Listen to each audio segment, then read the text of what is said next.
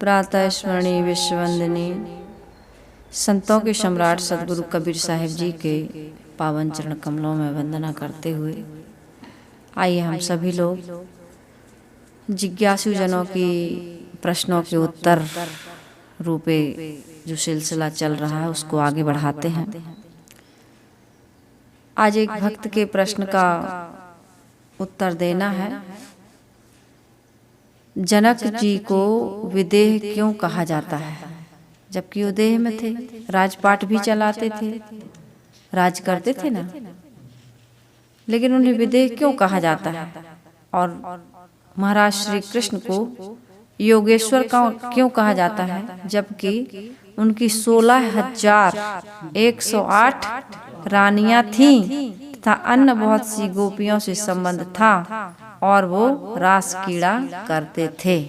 अब बताओ, महाराज श्री कृष्ण के जीवन में कितनी सारी रानियां लिख दी? 16,108। और फिर इतने में भी संतोष नहीं मिला, तब उन्होंने कह दिया कि और अन्य सारी गोपियों से भी उनका संबंध था, रास क्रीड़ा करते थे। तो जनक जी राजकाज करते हुए उत्तर में यह समझना है कि जनक जी राजकाज करते हुए भी उससे बहुत कुछ अनासक्त थे, इसलिए भावुकतावश लोगों ने कह दिया कि राजा जनक विदेह थे। राजपाट करते हुए, घर गृहस्थी संभालते हुए भी कोई व्यक्ति अनासक्त रहे तो उसको मुक्त ही तो कहा जाएगा। जैसे आश्रम में कोई रह रहा है, एक जन कुटी बना के रहता है, अकेला रहता है, कुटी भी नहीं बनाता, लंगोटी भी नहीं लगाता, तो क्या कहोगे? वो मुक्त हो गया? बाहर से भीतर की स्थिति का मूल्यांकन नहीं किया जा सकता, अंदाजा नहीं लगाया जा सकता। कितने ऐसे महापुरुष हुए हैं जो एकदम विरक्त हो गए, दूसरे लोगों से भिक्षा मांग के करपात्री हाथ में ही लेकर के खा लेते हैं। और कितने लोग ऐसे हैं जिनका खूब बड़ा मठ है, मंदिर है, आश्रम है, शिष्य हैं, बहुत सारी शाखाएं हैं, उनका बहुत प्रचार प्रसार है, जगह जगह जा कर के वो भक्तों से मिलते हैं, दर्शन देते हैं, सत्संग सुनाते हैं। तो अपन क्या कहेंगे उनको कि इनका तो कल्याण हुआ ही नहीं। तो ऐसा नहीं है। सदगुरु कबीर साहिब जी ने कहा ना, योगी जंगम ते अति दुखिया तापस के दुख दूना। इस लाइन को मैं बार बार क्यों दोहराती हूँ? क्योंकि साहिब इसमें ये बता रहे हैं कि आशा और तृष्णा ही आदमी को दुख देती है, बंधन देती है, पीड़ा देती है। लेकिन यदि कोई घर में, गृहस्थी में, परिवार में राजपाट करते हुए, कामकाज करते हुए भी मन से अनासक्त है, यानी काम में बहुत बड़ा अंतर होता है, काम में बहुत बड़ा अंतर होता है। एक व्यक्ति ऐसा है जिसके पास धन है, जिसके पास शासन है, स्वामित्व है, पद है, अधिकार है, लेकिन वो कैसा काम कर रहा है? मंदिर तोड़वा रहा है, मस्जिद तोड़वा रहा है ना, लड़ाई झगड़ा करवा रहा है, किसी के लिए किसी प्रकार से अपने पद का, अपना धन का दुरुपयोग कर रहा है, करते हैं ना लोग। तो क्या उसको हम बड़ा आदमी कहेंगे? वो बड़ा आदमी नहीं है। उस आदमी की धन से हम उसे बड़ा नहीं कह सकते हैं, कर्मों से बड़ा है। एक आदमी है, उसके पास धन है, संपत्ति है, लेकिन वो मंदिर बनवा रहा है, धर्मशालाएं बनवा रहा है, अच्छे अच्छे जगह पर, जैसे कथा है, भागवत है, गीता है, कोई यज्ञ हो रहा है, गरीब की कन्या का विवाह करवा रहा है, अपने धन को, कहीं झगड़ा हो रहा है तो वहां पहुंच जाता है, उस विवाद को, उस झगड़े को वो खत्म करवा देता है, सुलह करवा देता है, समाधान करवा देता है। तो इससे बड़ा आदमी हुआ वो। कोई पूछे कि हमारी जगह क्या है, स्थान क्या है, हम किस दृष्टि से समाज में देखे जाते हैं? यदि धन से देखे जाते हैं, कि पद से देखे जाते हैं, कि बाहरी किसी वैभव से हमारा मूल्यांकन होता है? तो सच तो यह है कि बाहरी वैभव से हमारा मूल्यांकन नहीं होता है। हम जिस जगह पर हैं, जिस स्थान पर हैं, उससे हमारा मूल्यांकन होता है। बड़े आदमी हैं लेकिन शराब के अड्डे पे खड़े हैं, जहाँ लड़ाई झगड़ा होता है, जुआ सट्टा होता है, व्यभिचार होता है, ऐसी जगह पे जाके खड़े होते हैं, ऐसे लोगों से मिलते हैं और ऐसे काम करते और करवाते हैं। तो हमारा मूल्यांकन कैसे होगा? सज्जनों में होगा कि दुर्जनों में होगा? हमें कोई बड़ा आदमी अच्छा आदमी कहेगा, हमारा आदर सम्मान करेगा कि हमारा अपमान करेगा? गलत जगह पे जाओगे आओगे, भले तुम्हारा पैसा है, भले तुम्हारा पद है, भले तुम्हारी योग्यता है, बड़े योग्य हो तुम, लेकिन तुम काम क्या कर रहे हो? काम क्या कर रहे हो? काम तुम गलत कर रहे हो। एक व्यक्ति है, जैसे उसके पास में कहते हैं एक बेटा था, पिता से पूछा कि पिताजी आदमी का मूल्यांकन कैसे किया जाता है? धन से, अच्छे मकान से, अच्छे पद से? उन्होंने कहा नहीं, आदमी का मूल्यांकन किया जाता है किससे? उसकी जगह से, उसकी जगह से, उसकी स्थिति से। कहे कैसे? कहे बेटा इसको मैं बाद में बताऊंगा, ये मेरे हाथ की ये अंगूठी है, इसे ले जाओ और इसको मार्केट में ये कहना कि मुझे इसे बेचना है, खरीद लो। तो पूछेगा दाम कि कितने में दोगे? तो तुम ऐसे 2 उंगली दिखाना, 2 उंगली, सिर्फ बोलना नहीं, 2 उंगली दिखा देना। ऐसे आजकल लोग सेल्फी लेते हैं, कुछ लेते हैं, ऐसे 2 उंगली करते हैं ना, ऐसे 2 उंगली दिखा देना, बोलना नहीं। वो गया, दौड़ा दौड़ा गया बेटा बस अड्डे पर। तो उसने कहा भाई साहब ये अंगूठी आप ले लीजिए, बहुत अच्छी अंगूठी है, इसमें बहुत सारे रत्न जड़े हैं और ये ज्योतिषी से खरीदी गई है, इससे बहुत धन की, पद की, स्वास्थ्य की उन्नति होती है। तो उसने सोचा कि जब इतना ये सब है तो तुम बेच क्यों रहे हो? फिर भी उसने कहा चलो भाई जबरदस्ती कह रहा है तो कितने में दोगे? तो उसने ऐसे 2 दिखाए, तो कहा 200 में दोगे? चलो ले लाओ, दे दो। नहीं भाई साहब, आपका समय बर्बाद किया, मुझे माफ करना, मुझे बेचना नहीं है, मुझे इसकी कीमत पूछनी थी।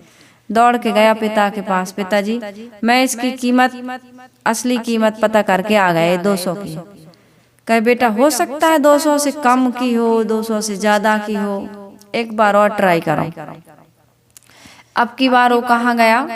मॉल में, जहाँ आदमी 1000, 2000, 10,000, 5,000 का सामान लेके वापस आता है मॉल से।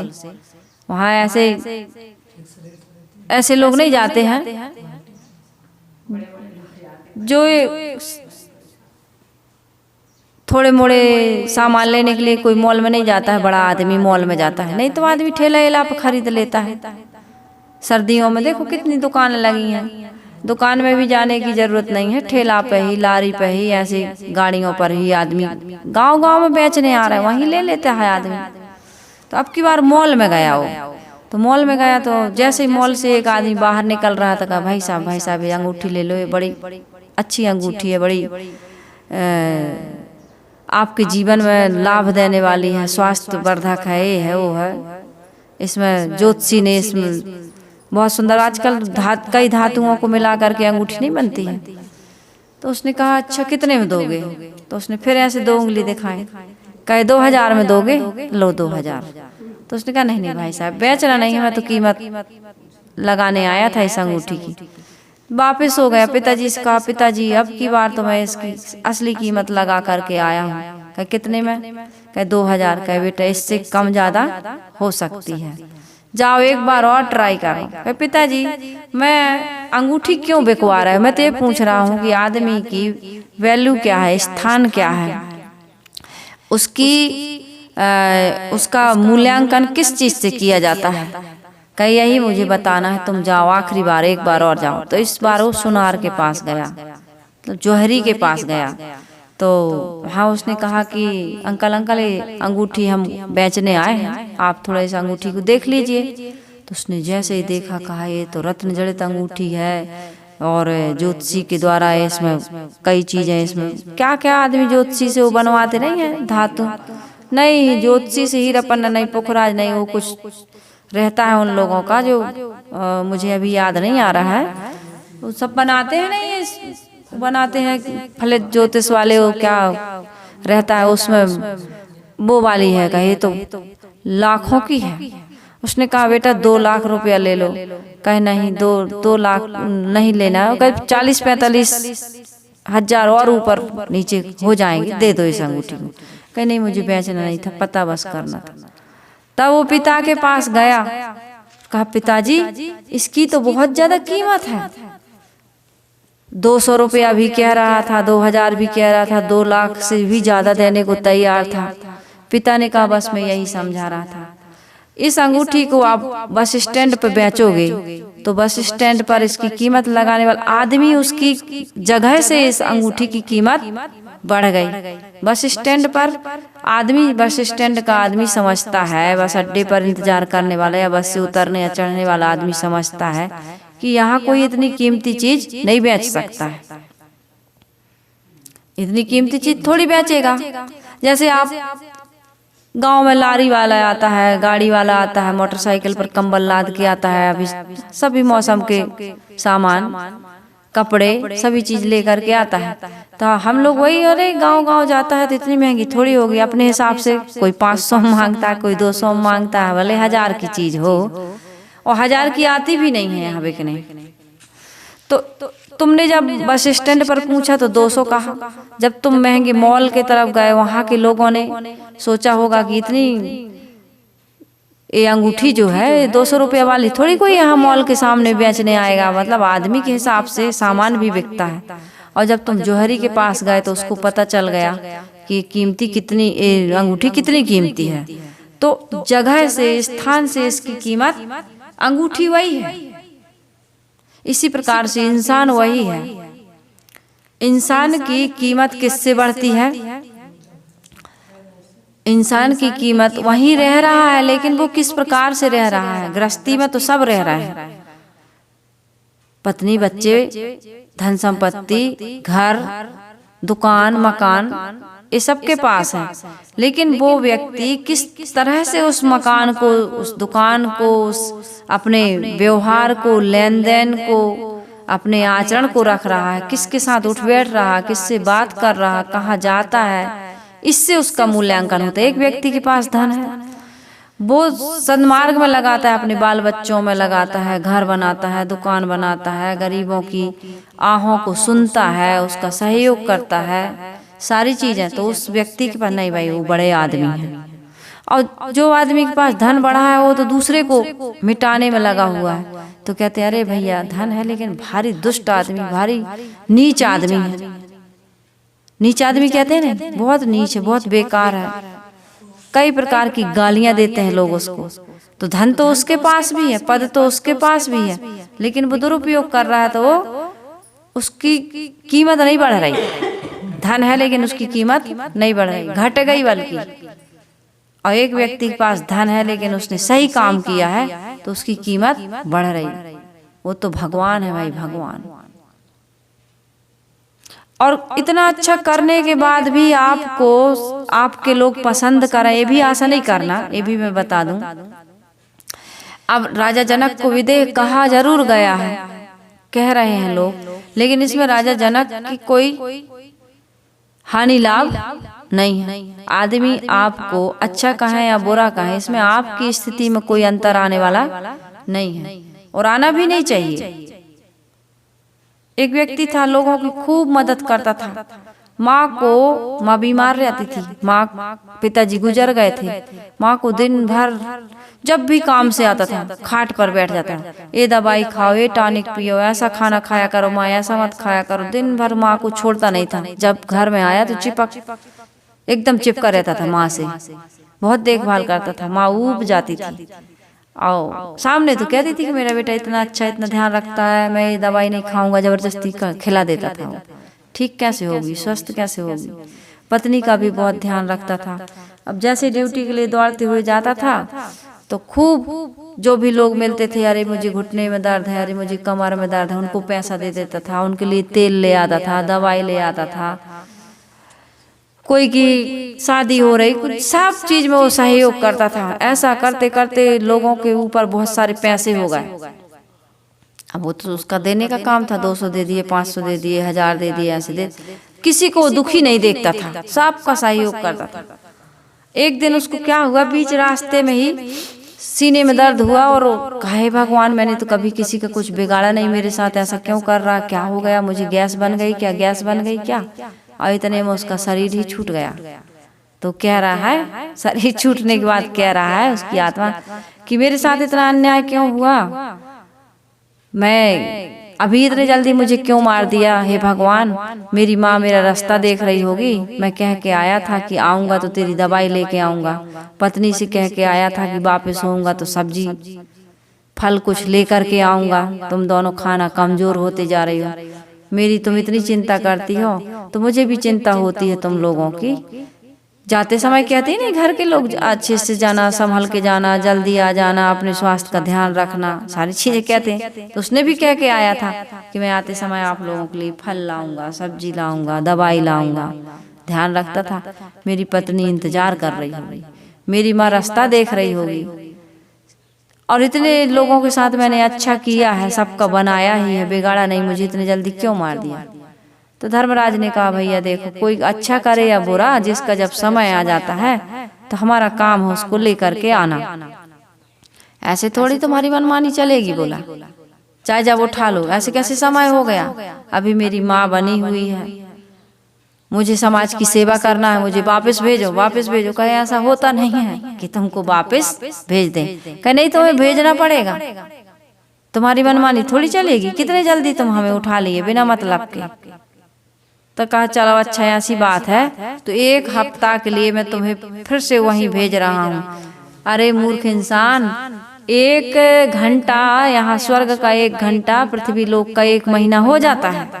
तुम्हारा तो शरीर जल गया होगा, तुम्हारी तो गंगा जली हो गई होगी, क्या करोगे जाके। नहीं माना तो कहा चलो 1 हफ्ता के लिए भेज रहा हूँ, लेकिन अदृश्य रहोगे, दिखोगे नहीं तुम किसी को, जाओ। तो उसने कहा चल देख के तो आए, हमारी याद में लोग कितना रो रहे हैं, हमें कितना याद कर रहे हैं, किस प्रकार से याद कर रहे हैं, अच्छा काम करने से लोग हमें किस तरह से याद करते हैं, देख के आते हैं। वो गया देखने, तो माँ इतना बढ़िया खाट पे बैठी थी और बड़ी खुश थी, कह रही थी अच्छा हो गया, वो मर गया, रात दिन मुझे कड़वी कड़वी दवाइयाँ देता था, मैं बीमार थोड़ी थी, लेकिन ना मुझे मिलने देता था, ना किसी से मेरे अनुसार बात करने देता था। एक पुरुष के साथ बैठी थी वो माँ, तो अच्छा मर गया कह रही थी। उस लड़के को बहुत दुख हुआ, बहुत दुख हुआ, हाय मैं क्या करूं, क्या करूं, मेरी माँ जिनके लिए मैं रात दिन मर गया, इतना किया मैंने, माँ मेरे लिए ऐसा सोचती है। कह रही अच्छा मर गया, कड़वी दवाई पिलाता था, मुझे कुछ भी नहीं करने देता था, कहीं नहीं जाने देता था, हर समय मेरी चौकीदारी में बैठा रहता था, मुझे स्वतंत्रता नहीं दिया।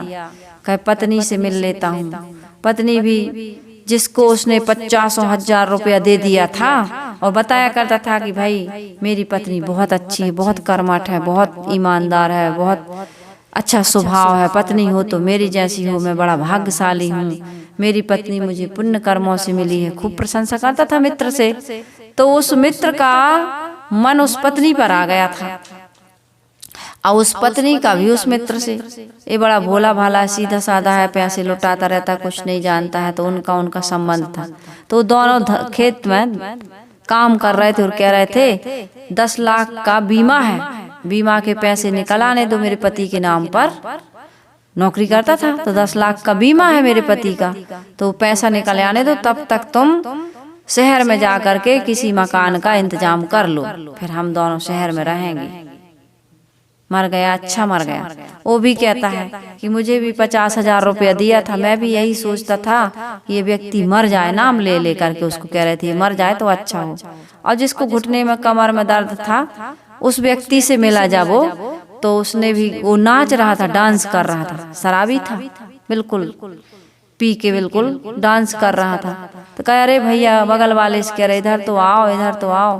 कहते 10 रुपया का इंतजाम हो गया और नमकीन का इंतजाम हो गया, पीने का तुम इंतजाम करो। दूसरे से कह रहा है, कह यार पीने का वो जानता था, चालाक था वो, इसके जैसा तो नहीं था, दयालु, जानते नहीं कि शराब पीता है कि दवाई खाता है। तेल ला ला के देता था, 200 रुपया देता था, 100 रुपया देता था, कुछ खा लेना, अच्छे रहना। वो उसके सामने रोता था, आदमी उसके सामने नाटक करता था, भैया चलते नहीं बनता, हो सकता है दर्द में जान ले करके ही जाए तबे मिटे, कुछ भी नहीं है मेरे पास, क्या करूं मैं, कुछ काम नहीं कर पाता हूं। तो अरे भैया खुश रहो, दुखी मत हो, पैसा तो आता जाता रहता है, मरूंगा तो लेके थोड़ी जाऊंगा, लो ये 200 रुपया रख लो, ये तेल रख लो, मैं और अच्छा जापानी तेल लेके आऊंगा। उसकी सेवा करता रहता था। तो ये नाच रहा था और कह रहा था कि अच्छा मर गया, इतना सारा पैसा मुझे दे दिया था, दुख तो इसी बात का है कि गाली दे रहा था, साला इतना भोला भाला था, कुछ नहीं जानता था, हमेशा मुझे शराब के लिए पैसा देता था, मर गया, अच्छा हो गया, नहीं तो किसी दिन सच्चाई जान जाता था, वो मुझे मार डालता, अच्छा हो गया मर गया।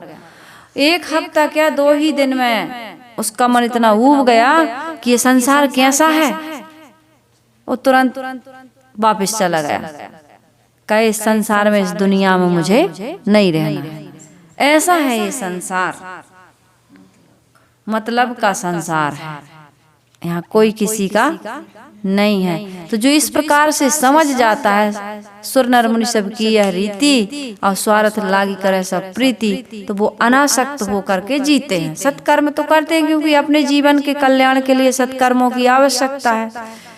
कर्म नहीं करोगे तो ना स्वार्थ सधेगा ना परमार्थ सधेगा, इसलिए कर्म के साथ साथ सत्कर्म करो, पुण्य कर्म करो, परमार्थ के कार्य करो, ताकि अपना भी जीवन सफल हो और दूसरे का भी जीवन सफल हो। अब वो नहीं, आपको लोग उल्लू बना रहे हैं, अपना उल्लू सीधा कर रहा है तो उनको करने दो। साहब कहते हैं, कबीर साहब जी ने कहा है कि कबीरा आप ठगाइए और न ठगिए कोई, आप ठगे सुख होता है और ठगे दुख हो। लोग तुमको अपने स्वार्थ को सिद्ध करने के लिए उल्लू बना रहा है, मुर्गा बना रहा है, तो बन जाओ, कोई बात नहीं, जो जैसा करेगा वो भरेगा। तुम तो अपना परमार्थ बनाने के लिए लोगों के साथ सत्कर्म कर रहे हो, वो करते चलो। आपके पास शक्ति है, धन है, या किसी भी प्रकार का पद है, अधिकार है, तो उसका आप सदुपयोग करो, लोगों के साथ हित करते रहो, परमार्थ करते रहो। तो राजा जनक ऐसे ही करते थे, उनको ज्ञान था, महाज्ञानी थे, ज्ञानियों की सभा लगती थी उनके यहाँ, तो उनको आत्मा का ज्ञान हो गया था, इसलिए वो अनासक्त रहते थे, और इसलिए उनको लोगों ने विदेह राजा जनक कहा। महाराज श्री कृष्ण के बारे में जो कहा जाता है कि उन्हें योगेश्वर क्यों कहते हो, तो महाराज श्री कृष्ण का चित्र भागवत, श्रीमद् भागवत आदि पुराणों में बहुत भद्दा कर दिया। गोपियों के साथ रास तथा हजारों रानियों से विवाह, यह सब लेखकों के अपने भोलेपन की महिमा या आदमी महिमा के नशा में कह डाला। महाराज कृष्ण की महिमा के नशा में कोई व्यक्ति 16,108 रानियों के साथ, स्त्रियों के साथ कैसे रह सकता है। उनकी केवल एक ही पत्नी थी, रुक्मणी। महाभारत में जब शिशुपाल उनको गाली देते हैं राजसूय यज्ञ में, युधिष्ठिर के यज्ञ में, तो उन्होंने ये नहीं कहा है, और सारी गालियां दी हैं, लेकिन ये इस प्रकार का चरित्र का लांछन, इस तरह के उन्होंने किसी प्रकार की गाली कृष्ण को नहीं दी है। तो कृष्ण ऐसे नहीं थे, इनको योगेश्वर इसलिए कहा जाता है। श्रीमद् भागवत ग्रंथ जब बने तो महाभारत में यह वर्णन, जबकि महाभारत सबसे पहले बना, श्रीमद् भागवत के पहले भी सबसे पहले क्या बना था, महाभारत। और महाभारत ग्रंथ में कृष्ण की छवि को इस प्रकार से दूषित, क्योंकि सच्चाई यही थी, महाराज कृष्ण की 16,108 पटरानियां नहीं थी, न ऐसा उन्होंने गोपियों के साथ इस प्रकार से कीड़ा की है, रास की है, संबंध किया है, कुछ भी नहीं था। महाराज श्री कृष्ण तो योगेश्वर थे। उन्होंने स्वयं उसमें महाभारत में बताया है कि रुक्मणी से विवाह के बाद मैं 12 वर्ष तक ब्रह्मचर्य व्रत पालन करता था। किया है कहाँ पर, हिमालय में जा करके इन्होंने तपस्या की है और ब्रह्मचर्य व्रत पालन किया, और इनके साथ साथ रुक्मणी ने भी किया। अब भाई पति ब्रह्मचारी है तो पत्नी भी ब्रह्मचारिणी है, और इसके बाद में उनको सनत कुमार जैसा प्रद्युम्न नाम का बच्चा पैदा हुआ। कृष्ण की संतान, कृष्ण भगवान की संतान, उनको भगवान कहते हैं, ऐसे ही थोड़ी कहते हैं। उन्होंने गृहस्थी में रहकर विवाह के बाद 12 वर्षों तक ब्रह्मचर्य का व्रत पालन किया। ये क्या है? योगेश्वर नहीं कहा जाएगा तो और क्या कहा जाएगा? पति पत्नी शादी के बाद इस तरह से संयम से रहते हैं तो वो योगी ही है, वो तपस्वी ही है। घर गृहस्थी में रह करके आप क्रोध नहीं करते हो, जो बनता है आप उसको संतुलित रूप में ले लेते हो, न ज्यादा खाते हो न भूखे रहते हो, तो ये योग है, ये तपस्या है कि नहीं है? तपस्या जंगल में जाकर के अग्नि तापने से थोड़ी होती। पंचाग्नि तापने लगे, ऊर्ध्वबाहु हो गए, ठड़ेश्वरी हो गए, जल शयन करने लगे, लंबे लंबे व्रत करने लगे, लंबे लंबे बाल रखा लिए या मुंडन करवा लिए, इससे साधना नहीं होती है ना? इससे साधना नहीं होती है। इसको आदमी जो बाहरी रूप देख करके कहते अरे वो तो इतने वर्षों से खाना नहीं खा रहा है, इतने वर्षों से उपवास है, वो तो नंगे रहते हैं, तो इससे हमारे मन की वासना नहीं मिटती है।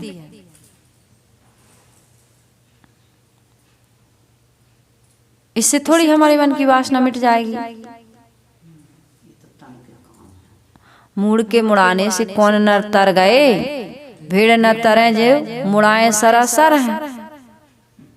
किसी ने कहा कि मुड़ के मुड़ाए से कौन नर तर गए, भेड़ न तरे जिनके जो मुड़ाए सरासर है। उनकी भेड़ों के बाल उतार लेते हैं ना, क्या उतर जाते हैं? उनके भेड़ों के बाल मुंडन हो गया, काट लिए तो क्या उतर जाएंगे? तो उत्तर में कहा कि जटा के रखाए से कौन नर तर गए, मोर न तरे जिनके लंबे लंबे पर हैं। तो न जटा के रखाने से कोई तरता है, न मुड़ के मुड़ाने से कोई तरता है, न घर में रहने से कोई तरता है, न घर छोड़ने से कोई तरता है। तरने के लिए तो तप करना पड़ता है, और तप कोई बाहरी नहीं। जो बन गया उसको खा लो, जो मिल गया उसको पहन लो, कोई गाली दे तो सुन लो, कोई अपमान करे तो सह लो। अब रोज रोज करता है तो उसके लिए तो जवाब देना पड़ेगा, नहीं तो मार ही डालता है। लेकिन मन पर प्रभाव नहीं, उसकी प्रतिक्रिया करो। प्रतिक्रिया का मतलब गाली एक आ रही तो उसको दो ऐसा नहीं है। कोई एक गाली दे रहा तुम 2 देने लगो, ये नहीं कह रही है। उसका भी समाधान, दूसरा रास्ता भी है। अब सामने वाला आपको गाली दे रहा है, आपको लड़ रहा है, आपकी जमीन हड़प रहा, आपकी दुकान पर कब्जा कर रहा, कुछ भी, तो उसका भी उपाय है। तुम भी जा करके डंडा लेके पहुंच जाओ, ये उपाय नहीं है, और भी उपाय है। उन उपायों को आप विरोध तो करना पड़ेगा, अपनी बचत तो करनी पड़ेगी, अपनी सुरक्षा करना कोई अपराध नहीं है। कोई व्यक्ति आपके साथ अपराध कर रहा तो उससे अपनी सुरक्षा करना ये अपराध नहीं है। हाँ, तरीका आपका गलत नहीं होना चाहिए। तो महाराज श्री कृष्ण के जीवन में जीवन भर उथल पुथल मची रही। कितने राजाओं से युद्ध हुआ है ना, कितने आतताई राजाओं का उन्होंने अंत किया है, और समाज को सुंदर व्यवस्था देने के लिए उन्होंने समाज के साथ कई कुरीतियों का उन्होंने खंडन किया है ना। तो उसमें भी अब ये राजनीतिक क्षेत्र में योगेश्वर कहे जा सकते हैं, और जीवन के क्षेत्र में भी ये कभी दुखी नहीं हुए। उनकी बंसी, चैन की बंसी कहते हैं, बजती रही। अंत में ये उदास दुखी होकर के जंगल में जाते हैं, लेकिन वहां रोने के लिए नहीं जाते हैं। क्या करते हैं? महाराज श्री कृष्ण ध्यान में लीन है, समाधि में डूबे हुए हैं, और उसी समय व्याध नाम, जरा नाम का व्याध बाण मार देता है और उनके जीवन का अंत हो जाता है। इसलिए महाराज श्री कृष्ण को योगेश्वर कहा जाता है। उनके जीवन में जो 16,108 पटरानियां और इतनी गोपियां और इतना ये सब रास रचाना और ये सब, ये गंदी मानसिकता की पहचान है। ऐसा महाराज श्री कृष्ण नहीं थे। जो कथा उनके बारे में, अरे आदमी के बारे में क्या से क्या, अभी वो तो महाराज श्री कृष्ण कब के हुए, तो क्या क्या लोगों ने लिख दिया, किस किस प्रकार की उनके बारे में। वो माखन चुराते थे, वो रास रचाते थे, ये करते थे, वो करते थे। अब ये कितना गंदी बात है। चलो बचपन में बच्चों के साथ कुछ छेड़खानी, किसी की मटकी फोड़ना या कुछ बचपन में करते हैं लोग, कर दिए होंगे। लेकिन इस प्रकार से कि 16,108 पटरानियां थी, रानियां थी उनकी, ये बिल्कुल गलत बात है। इस प्रकार का महाभारत में कहीं उल्लेख नहीं है, जबकि महाभारत पहले बना था, सबसे पहले यही चर्चा होनी थी उसमें, लेकिन ऐसा नहीं है। लेख कौन है? महाराज श्री कृष्ण के बारे में उस समय जो गीता में जो उनका रूप दर्शाया है उस प्रकार से नहीं था, काल्पनिक चीजें जोड़ दी जाती हैं, कुछ अपनी तरफ से घटा बढ़ा करके लोग लिख देते हैं। यह नहीं है कि श्री कृष्ण काल्पनिक थे, लेकिन कुछ बातें उनके जीवन से काल्पनिक जोड़ी गई हैं। उनका संपूर्ण रूप काल्पनिक जिस प्रकार से बताया गया वह काल्पनिक है, गीता में जिस प्रकार से बताया गया वह काल्पनिक है। इसलिए आदमी को कल्पना में या चमत्कार में पढ़ करके अपने जीवन को बर्बाद नहीं करना चाहिए। जिस प्रकार से ये रामायणों में, ये पुराणों में, ये भागवत में, ये गीता में, ये अन्य ग्रंथों में जो अलौकिकता और चमत्कार की बात जोड़ दी गई है, उससे समाज का कोई लाभ नहीं होता है। समाज भ्रमित हो जाता है, भटक जाता है, भगवान के नाम पर अकर्मण्यता की ओर अग्रसर हो जाता है। भगवान सब कुछ करेंगे, भगवान सब कुछ करेंगे, हम तो कुछ नहीं कर पाएंगे। भगवान क्या सब कुछ करेंगे? भाई भगवान ने आपको सक्षम बना के भेज दिया, आप सब कुछ आप कर रहे हो, प्रत्यक्ष दिख रहा है। कर्म प्रधान भी मानते हो, फिर कठपुतली भी मानते हो, सूत्रधार अलग होता है, फिर पूजा पाठ करके उस पाप को काटना भी चाहते हो, जबकि जान रहे हो कि जो कर दिया है भगवान जिनको कह रहे हो उन्होंने नहीं काट पाया, अपने जीवन में दुख भोगा कि नहीं? तो फिर आपके पाप कैसे कट जाएंगे? इस चीज को मतलब आप गुड़ गोबर एक मान लेते हो, एक कर देते हो, ये आपके ज्ञान की मट्टी पलीत हो रही है। किसी एक सिद्धांत पर चल कर के आपको अपने जीवन का उत्थान करना होगा। आप दोनों बातें मिला करके करोगे तो एक काम बनने वाला नहीं है। अब दूसरा प्रश्न यह है, क्या वैराग्य धारण करने से ही मोक्ष मिलता है? तो इसमें कोई संदेह है क्या? बिना वैराग्य के तुम्हारी मुक्ति कैसे होगी? मरे बिना मुक्ति होती है क्या? लोक धारणा के अनुसार तो यही है कि मरेंगे तब मुक्ति होगी। संसार के दुखों से तो भैया तभी छुटकारा होगा जब संसार से मर जाएंगे, शरीर छूट जाए। लेकिन संतों का कहना यह है कि दुखों से निवृत्ति या मुक्ति तभी मिलती है जब हमारे मन में वैराग्य उदय हो जाए, जब हमारे मन में त्याग तपस्या के भाव आ जाए। तब तपस्या समझते हो क्या होता है? तपना मतलब सह लेना, सह लेना। भूखे रह गए थोड़ी देर, भोजन नहीं बना तो सह लो, पत्नी को डांटो मत, पत्नी से लड़ो मत।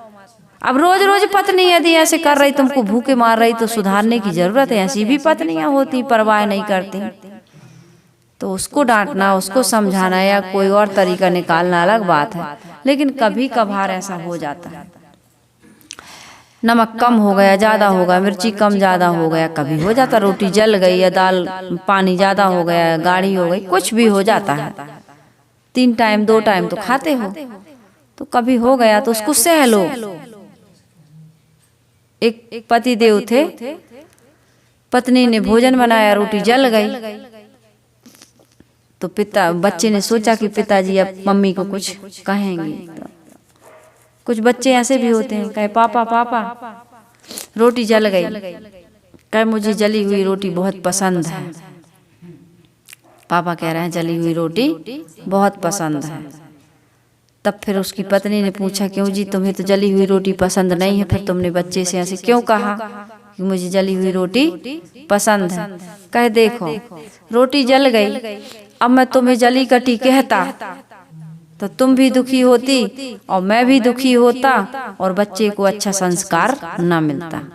इसलिए मैंने जली हुई रोटी ये कह करके खा लिया कि मुझे रोटी पसंद है। तो बच्चे के मन में अच्छा संस्कार बना कि देखो माँ से रोटी जल गई, फिर भी पिताजी ने कुछ नहीं कहा। तो माँ और पिताजी का कितना प्रेम है, एक दूसरे का कितना ध्यान रखते हैं, कितना ख्याल रखते हैं। इसलिए बच्चा हम दोनों का ख्याल रखेगा। और यदि मैं तुमको डांटता लड़ता, तुम भी उधर से कुछ न कुछ तो सफाई में बोलती या चुप रह जाती, तो बच्चा भी मेरे साथ तुम्हारे साथ कभी अभद्रता का व्यवहार करता। तो हम दोनों का कर्तव्य बनता है कि एक दूसरे को आदर दें, और हम दोनों एक दूसरे को आदर नहीं देंगे तो बच्चे कभी हमारा आदर नहीं करेंगे। तो तपस्या क्या है? घर में रहकर, परिवार में रहकर ठंडी गर्मी भूख प्यास सब सहना है हमको। योगी तपस्वी क्या करते हैं? हमने कहा साधु हो भाई, सब सहो सहो, सहने के लिए कहा, अरे तुम्हारे साथ कुछ भी हो रहा साहब, तुम तो साधु हो, सब सह लो, क्षमा कर दो, माफ कर दो, दे दो, तुम तो साधु हो। तो भाई तुम भी साधु बनो। साधु हुआ इस हेतु से, बड़ा दुख था, बड़ी प्रतिकूलता थी। क्या घर गृहस्थी में दुख प्रतिकूलता नहीं है? तो तुम क्यों लठ लेके लड़ते हो? तुम क्यों गाली देते हो? तुम भी सहो। और जो सहता है वो रहता है, और जो नहीं सहता वो नहीं रहता। तो शांति से रहना है, प्रसन्नता से रहना है, तो सहना सीख जाओ। एक परिवार में 100 लोग थे। लोगों ने पूछा कि 100 लोगों का परिवार एक साथ इतनी प्रसन्नता से कैसे रह रहा है? हमें बताओ इसका राज। हम तो 2 भाई हैं, लड़ते हैं, देवरानी जेठानी में लड़ाई होती, सास बहू एक ही बहू है, लेकिन जिस बहू को लाने के लिए सास ने एकदम डिस्को डांस किया था खूब बधाई में नाची थी सास। कितना नाचती है सास है। घर के लोग, परिवार के लोग जब बहू लेके आते हैं ना, बधाई बजवाते हैं, कितना नाचते हैं, अपने यहाँ बधाई बोलते हैं, खूब नाच गाना होता। शादी संपन्न हो गई, बहू आई, दूसरे दिन बाजे वाले को बुलाए, उसी दिन बुलाते हैं क्या जिस दिन लेकर के आते हैं बहू को, शाम को खूब नाच होता, सब नाचते हैं, बड़ी खुश। कब नाचते हैं? खुशी में। और 1-2 महीना साल के बाद खूब लड़ाई होती है। हाँ, फिर खूब लड़ाई होती है। तो मैं क्या बता रही थी, किस बात पर से बता रही थी? सास बहू लड़ाई लड़ते थे, है ना। उसने कहा कि 100 लोग हैं। हाँ, 100 लोग हैं। और हमारे घर, आपके घर में लड़ाई नहीं होती, हमारे घर में तो एक सास और बहू बस है। अरे पति पत्नी कह दो, भाई भाई कह दो, कोई भी, लड़ाई बहुत होती है हम लोगों के यहाँ। तो उसके बुजुर्ग जो था वहां पर 80 साल का, उसने कहा, कागज और पेन लिया और उसने कई बार लिखा, सहना, सहनशीलता, सहनशीलता, सहनशीलता, सहनशीलता। एक ही जवाब दिया कि सहना सीख जाओ। जो सहना सीख जाता है। लेकिन आदमी क्या करते हैं? देखो भाई, सहने के लिए हमें कह रहे हैं सहना भी चाहिए और कुछ कहना भी चाहिए। समाधान वहीं बैठे बैठे मूड कुटवाते रहोगे तो कहाँ तक सहोगे? एक दिन मुड़े फूट जाएगी हमारी आपकी। सहने का मतलब ये है कि समाधान तो खोजो लेकिन प्रतिक्रिया ना करो। उसके जैसे प्रतिक्रिया, एक गाली दे रहा दूसरा भी गाली दे, एक डंडे से मार रहा दूसरा भी मारने लगे, एक तुम्हारी जमीन हड़प रहा तुम भी उसकी जमीन पर कब्जा करने चले जाओ। तो इसके लिए तो मैं नहीं कह रही हूँ, सहने के लिए ये कह रही हूँ कि वो गलत तरीका अपना रहा, तुम सही तरीका अपना करके समाधान कर लो। यही है सहना, सही समाधान खोजो। मैं सहने की सलाह नहीं देती हूँ, सहते रहोगे तो लोग सहाते रहेंगे, आपको परेशान करते रहेंगे। ये संसार के लोग बड़े दुष्ट स्वभाव के लोग भी होते हैं, सज्जन भी हैं तो दुर्जन भी हैं यहाँ। इसलिए समाधान निकालो, लेकिन तुम दुष्ट नहीं बन जाना। जीत तो सत्य की ही होती है, धर्म की ही होती है, पुण्य की ही होती है, परमार्थ की ही होती है, दया क्षमा करुणा शील विवेक विचार की ही होती है, वैराग्य की ही होती है। इसके विपरीत जितने भी दुर्गुण आदमी धारण कर लेता उसकी जीत नहीं होती। अंततः है, एक कहते हैं एक चोर था, संत की चोरी करके भाग रहा था। तो चोर भागा पूरब की ओर और संत भागे पश्चिम की ओर। वो चोरी करके पूरब की ओर भागा और संत पश्चिम की ओर भागे। लोगों ने कहा महाराज चोरी हुई है, चोर जा रहा है पूरब दिशा में, आप जा रहा है पश्चिम दिशा में। कहा भाई पश्चिम दिशा में शमशान है, वो चाहे जितना भाग करके कहीं भी जाए आएगा तो यहीं। आएगा अंत में यही मुलाकात कर लूंगा। कहने का मतलब ये है कि एक चोरी करके शमशान जाएगा और एक दूसरे को दे करके सहयोग करके परमार्थ में लगा करके शमशान को जाएगा। दोनों वहां मिलेंगे। वहां पर ये सामान लेकर के नहीं जाएंगे, संस्कार लेकर के जाएंगे और वही संस्कार तुमको फिर आगामी जीवन के लिए काम आएंगे। स्वर्ग में जाओगे कि नरक में जाओगे, पशु पक्षी कृमि कीट आदि बनोगे कि भगवान के धाम चले जाओगे, मोक्ष कल्याण हो जाएगा। यही भगवान का धाम है लोग जो मानते हैं। तो मरना तो दोनों को, शमशान तो दोनों को जाना। कोई पहले अपना यहाँ से ही दौड़ के चला गया और कोई बहुत सारे पाप कर्म करके फिर मरे हुए कि नहीं मरोगे, सबको मरना है। तो इसमें ये पूछा है क्या वैराग्य की आवश्यकता है मोक्ष के लिए? यदि मोक्ष चाहिए तो क्या वैराग? अरे भाई वैराग मतलब राग का खत्म हो जाना, मोक्ष मतलब मोह का क्षय कर देना।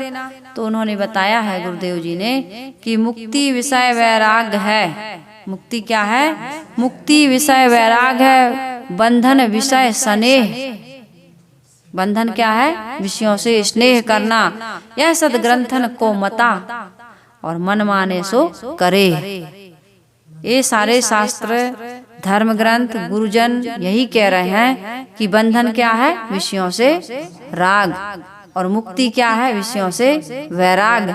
तो इसलिए वैराग धारण करना है मोक्ष के लिए। बिना वैराग के मोक्ष मिल नहीं सकता है। यहाँ चिपके भी रहो और ऊपर भी पहुंच जाओ, मरे बिना स्वर्ग थोड़ी मिलता है। कहते हैं ना भाई, स्वर्ग देखना है तो मर के जाओ। तो इसी प्रकार से वैराग्य साधे बिना हमारी मुक्ति नहीं हो सकती।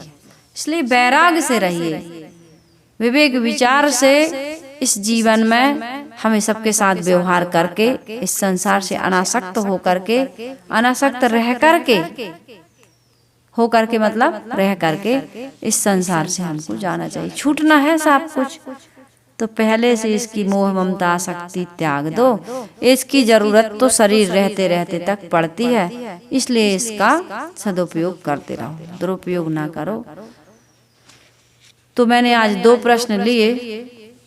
इन 2 प्रश्नों से आपके जीवन में कुछ थोड़ा बहुत अच्छी प्रेरणा मिली होगी, कुछ समाधान हुआ होगा। इन विचारों को सुन करके अपने जीवन को सुंदर बनाएं, सुखमय बनाएं। इन्हीं शुभकामनाओं के साथ वाणी को विराम दे रही हूँ। आइए हम सभी लोग गुरु वंदना कर लेते हैं।